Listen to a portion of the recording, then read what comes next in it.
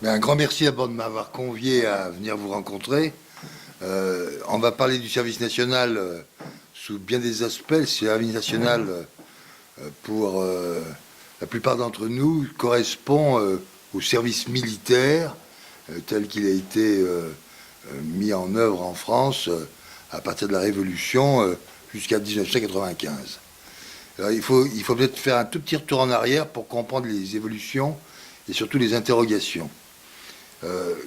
Le service national a eu comme première formule le service militaire. Il a été créé à l'occasion de la Révolution qui était menacée par un certain nombre de pays et qu'à partir de ce moment-là, on a renoncé à ce qu'on appelle les armées d'occasion, puisque la royauté avait des armées qu'elle payait, qu'elle achetait. C'était les Suisses d'un côté, c'était les Gascons de l'autre. Elle n'avait pas en fait d'armée nationale au sens propre du terme, tel que on les a vus en fait mises en place à partir de la Révolution française et jusqu'à des périodes récentes. Donc le service national a été mis en place et le service militaire correspondait à un besoin, parce que c'était les guerres à l'époque se gagnaient ou se perdaient en fonction du nombre de personnes qui y étaient investies et qui pouvaient faire barrage à l'envahisseur ou à la personne qui voulait perturber la vie du pays. Et on disait toujours que c'était en fait les personnes qui, avec leur tenue, pouvaient repousser ou pouvaient conquérir un territoire. Donc ceci, ça a correspondu à une période qui est allée jusqu'à 1940, puisqu'on a vu la mécanisation de l'armée, et c'est le grand ouvrage du général de Gaulle entre les deux guerres, qui a soulevé le problème d'ailleurs, puisqu'il a dit, c'est là lorsqu'il a parlé de l'armée de métier dans un de ses ouvrages, il a montré que l'évolution des choses faisait que le nombre de soldats ou le nombre de personnes engagées n'était plus suffisant compte tenu de la technicité qui apparaissait dans l'organisation des armées. Et le problème de la réforme de l'armée, de la réforme du service national, de la réforme du service militaire, a été posé dès ces années-là. Et on a vu des débats dans un certain nombre de cénacles bien fermés, mais il y a eu des discussions entre un certain nombre de responsables militaires, entre des responsables politiques, qui se disaient, est-ce qu'on va garder le système de la conscription pour pouvoir continuer à faire face à nos défis tels que les défis militaires ou les défis ensuite révolutionnaires qui pouvaient apparaître et qui sont apparus après 1945 dans un certain nombre de pays. Donc le débat a eu lieu, il n'a pas été clos, puisque d'abord même il n'a même pas donné lieu à des conclusions très positives, puisque les propositions qu'avait fait un certain nombre de militaires, dont le général de Gaulle, n'ont pas été suivies, et ce qui explique, j'allais dire, l'infériorité de l'armée française par rapport aux armées allemandes, car celle-ci s'était équipée avec du matériel tout à fait moderne, alors que l'armée française avait encore un matériel qui était traditionnel et un peu caduc dans certains cas. Et au lendemain de la guerre de 40-45, le problème a été reposé, et même pourquoi il n'a-t-il pas donné tout de suite solution?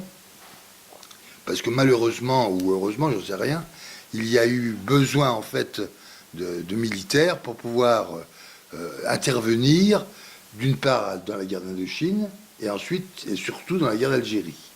Vous savez que pour la guerre d'Indochine, c'était des engagés qui allaient combattre. Pour ce qui était de la guerre d'Algérie, ça a été en fait une véritable mobilisation, puisque toutes les classes d'âge sont allées se battre en Algérie, même si le conflit algérien n'était pas considéré comme une guerre au sens propre du terme.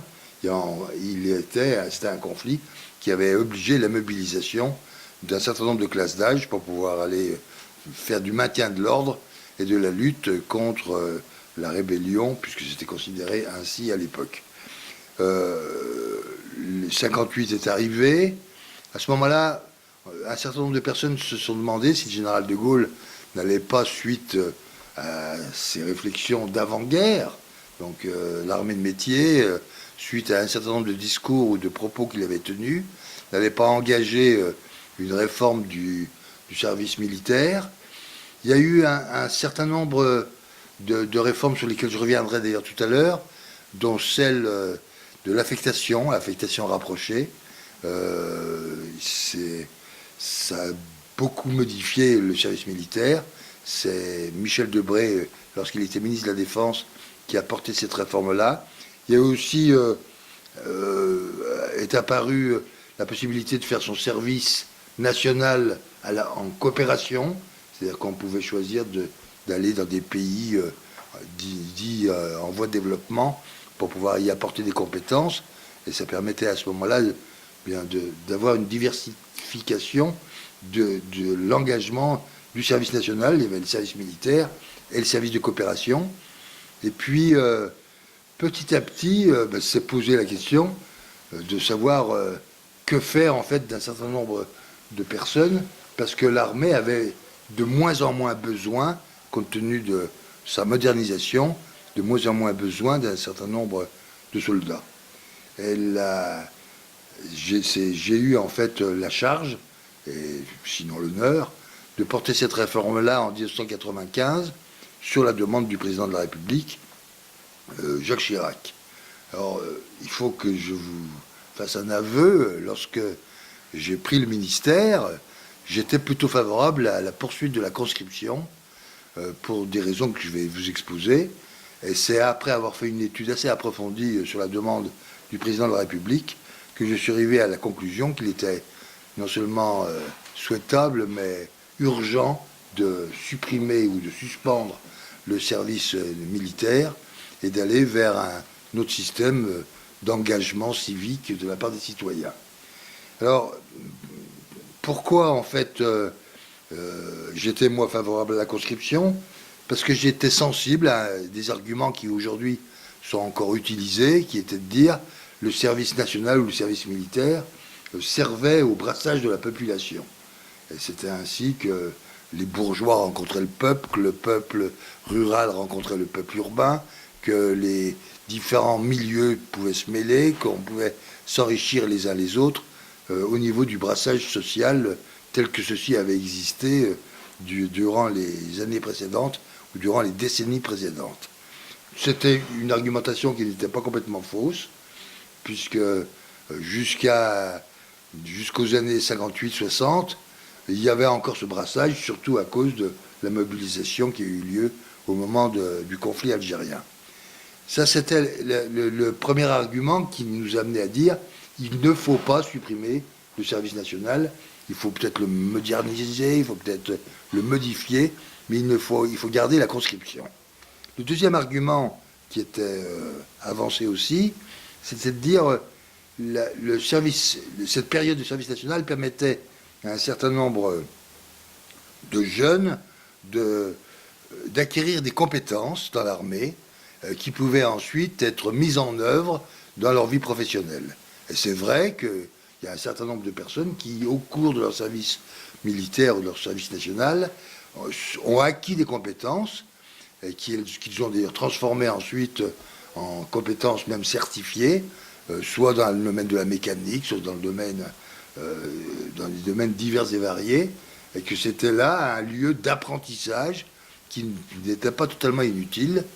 Et ceux qui allaient dans le génie, qui allaient dans le matériel, etc., sont des personnes qui souvent ont acquis des compétences qu'elles ont ensuite mis au service de la collectivité d'une autre manière, au travers de leur métier. C'était un deuxième argument. Le troisième argument, c'était un argument complètement qui revient à la mode d'ailleurs, c'était le permis de conduire. parce que le permis de conduire coûte cher.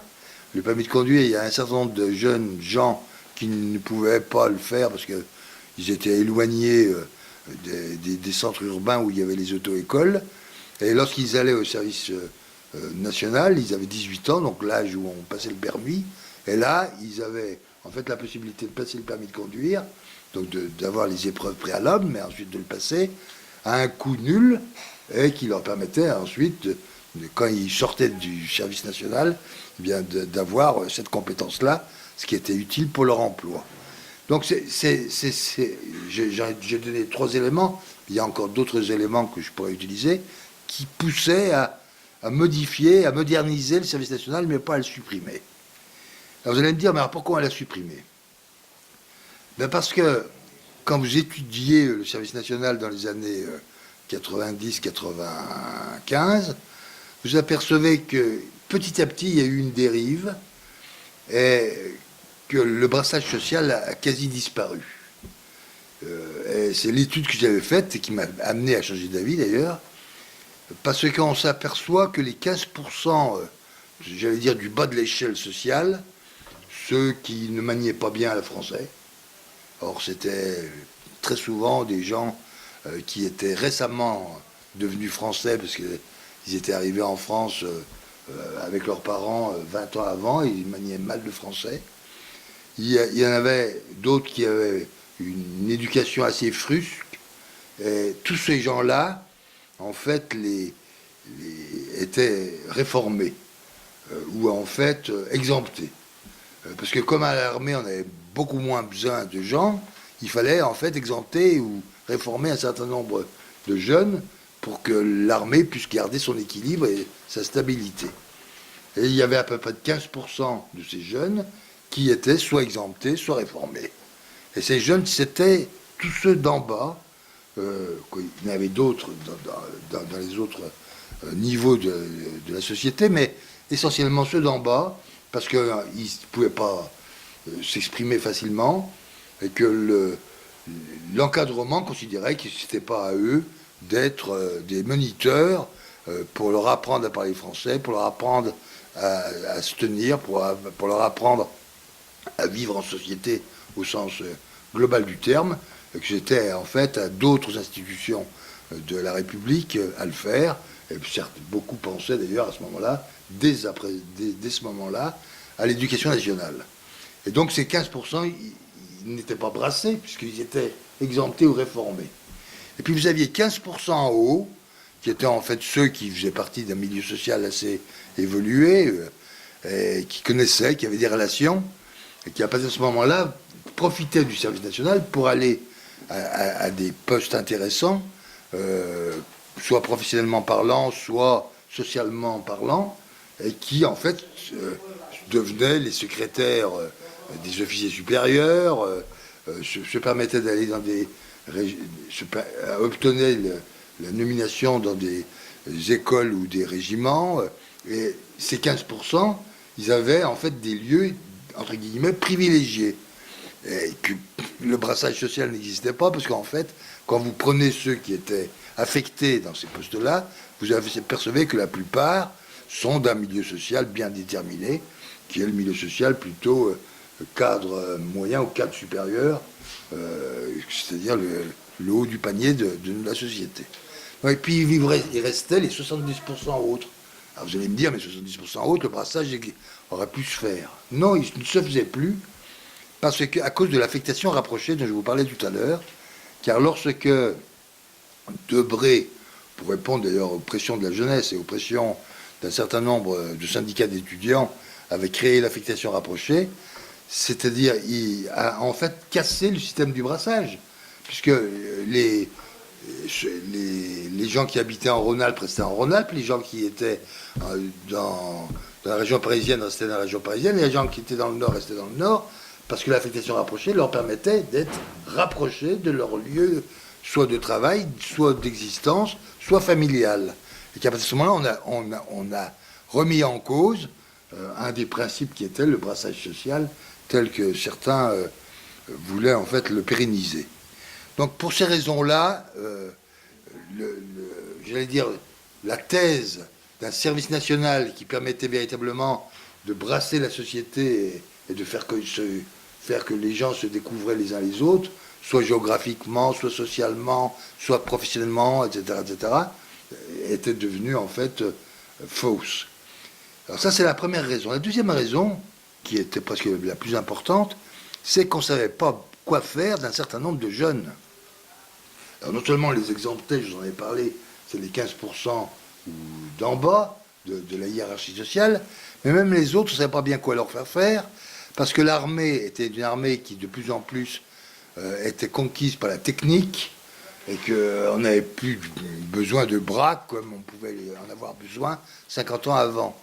Et à partir de ce moment-là, on s'est interrogé, et on s'est aperçu qu'on dépensait pour encadrer ces jeunes, pour leur faire des exercices, pour leur faire un certain nombre de manœuvres, que tout l'argent qu'on dépensait là, on ne pouvait pas le dépenser pour pouvoir, j'allais dire, former des techniciens au sens propre du terme, former des experts au sens propre du terme, et avoir une véritable armée qui soit à la pointe des techniques, que ce soit dans le domaine des armes, que ce soit dans le domaine des transports, que ce soit dans le domaine même de la conception de l'armée moderne.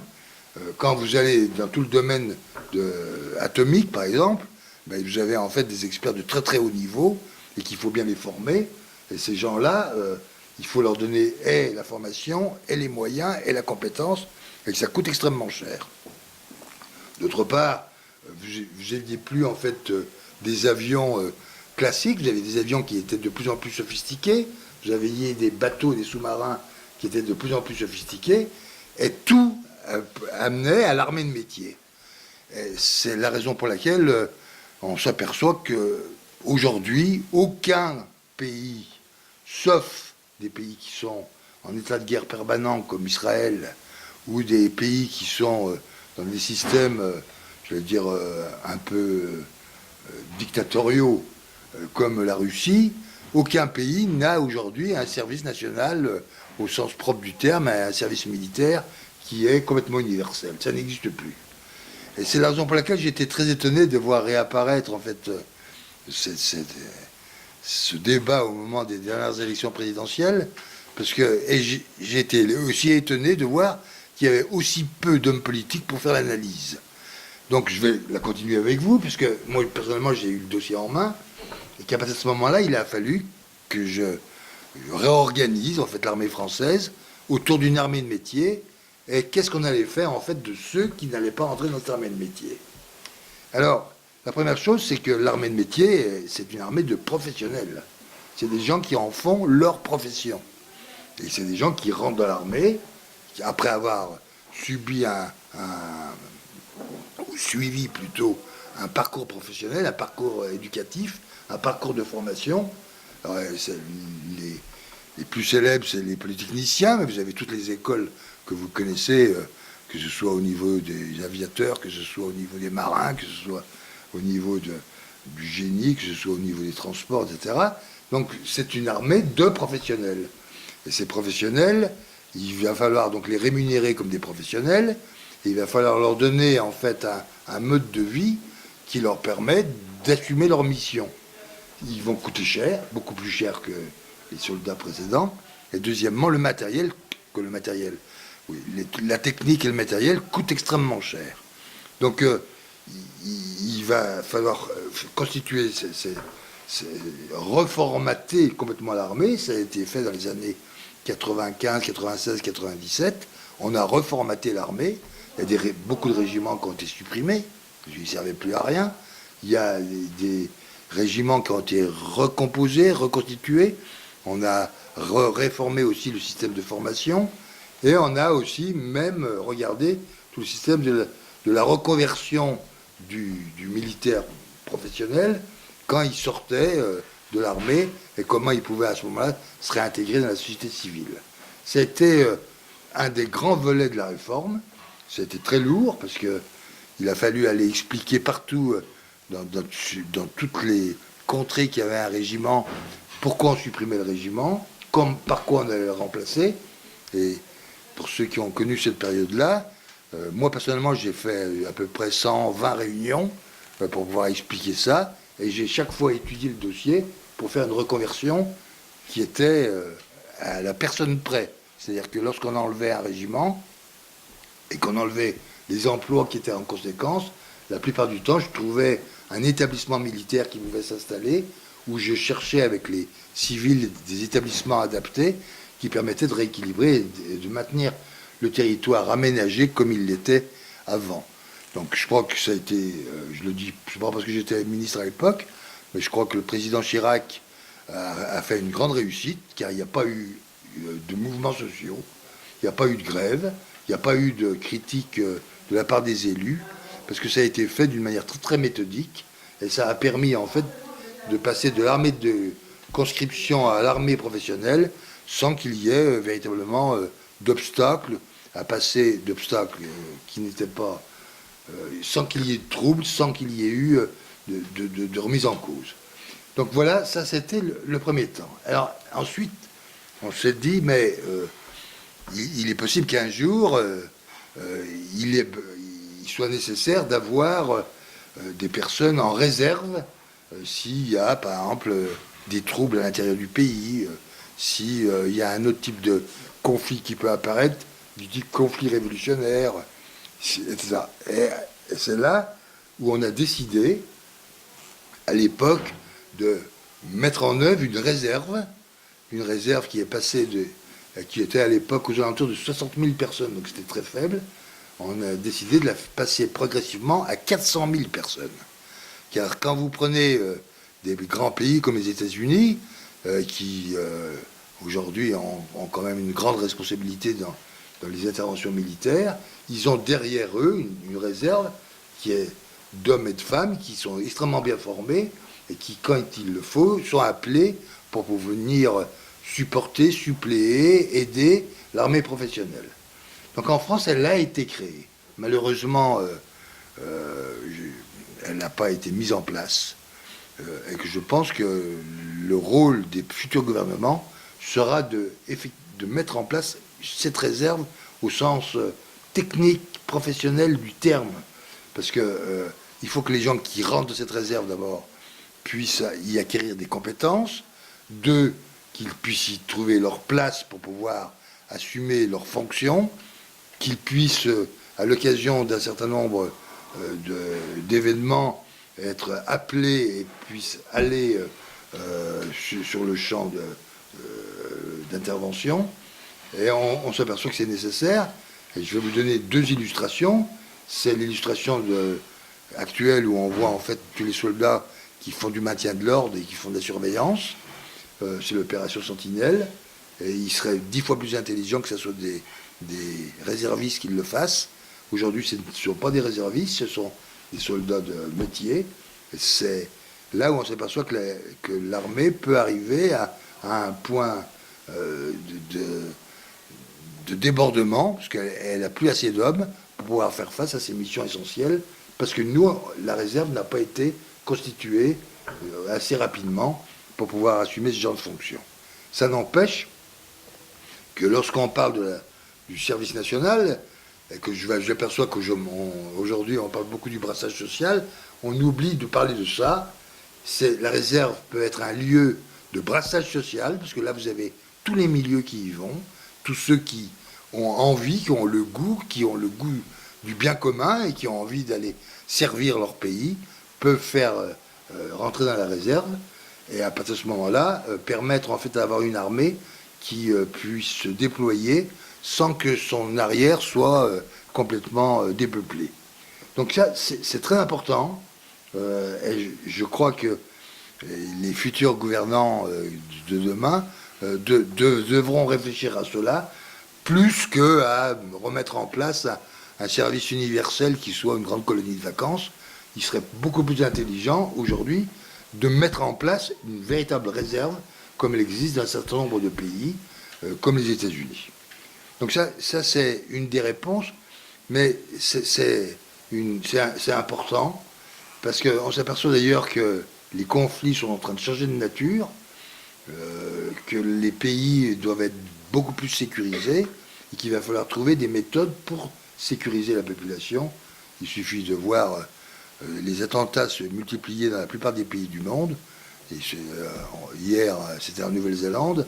Avant-hier, c'était en Allemagne. Avant-hier, c'était en France, etc. Partout dans le monde, vous avez en fait une insécurité qui exige en fait des réponses qui soient adaptées. Donc ça, c'est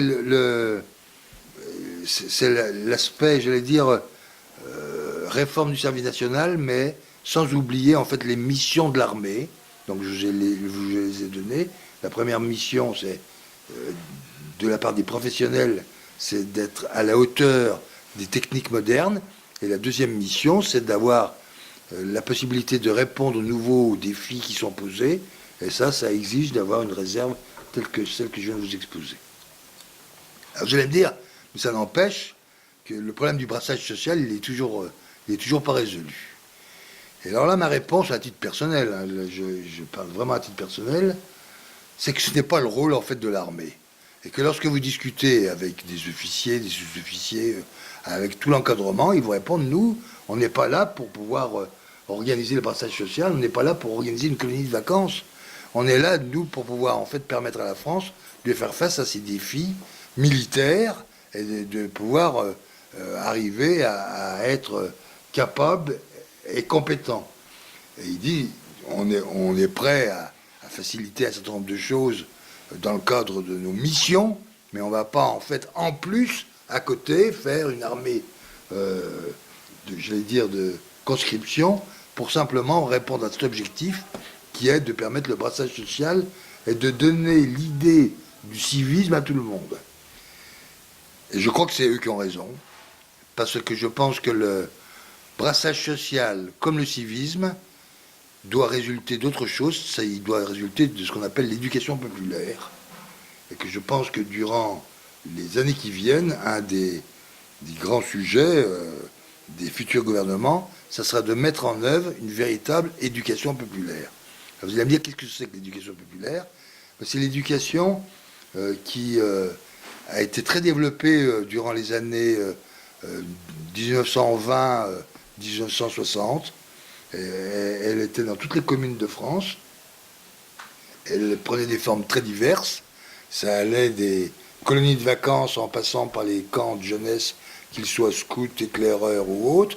Ça allait des systèmes de mobilisation dans le domaine sportif et dans le domaine culturel, musical.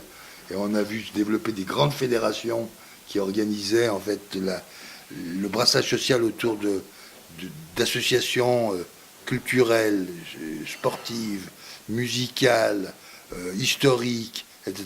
Et vous avez eu à ce moment-là véritablement le territoire qui était occupé par toute cette vie associative d'éducation populaire.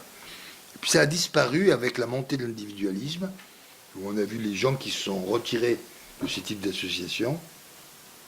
Que je crois, moi, à titre personnel, qu'aujourd'hui, il y a une sorte de manque dans la population, et que le rôle de la collectivité, qu'elle soit collectivité nationale, que ce soit la collectivité territoriale, régionale, locale ou départementale, de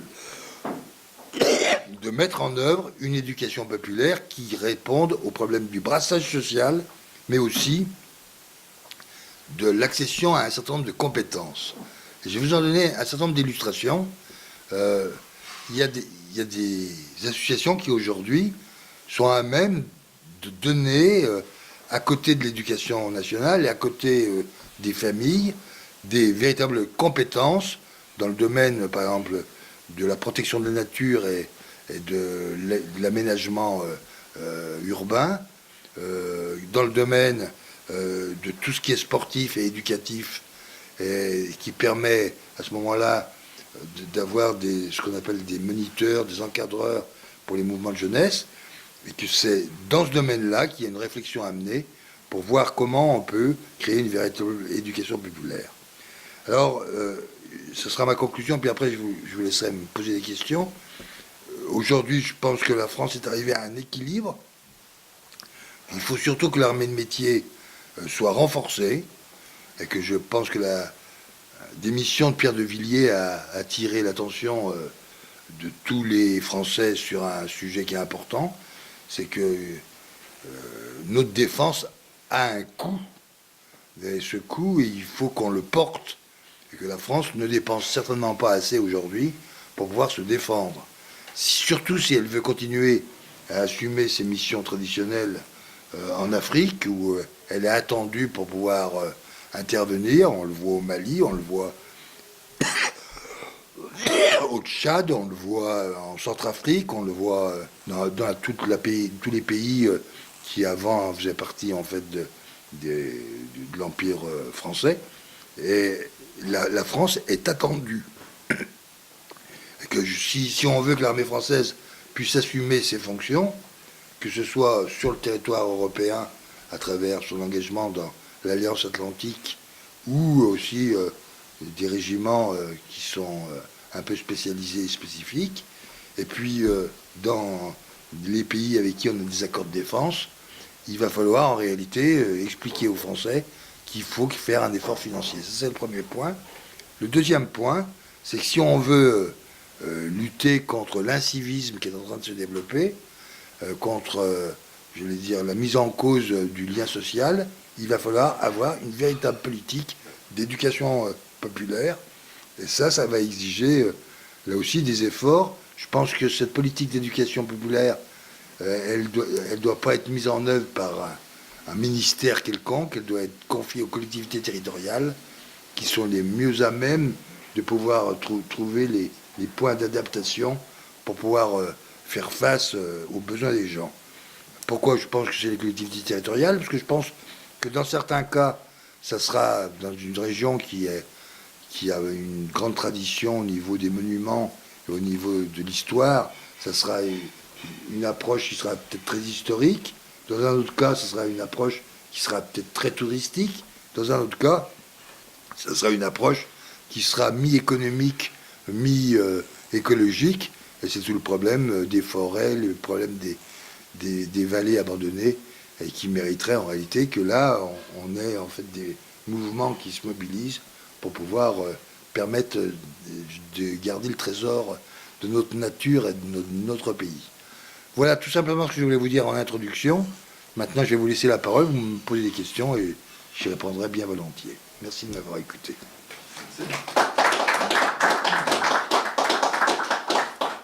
Merci, Monsieur le Ministre.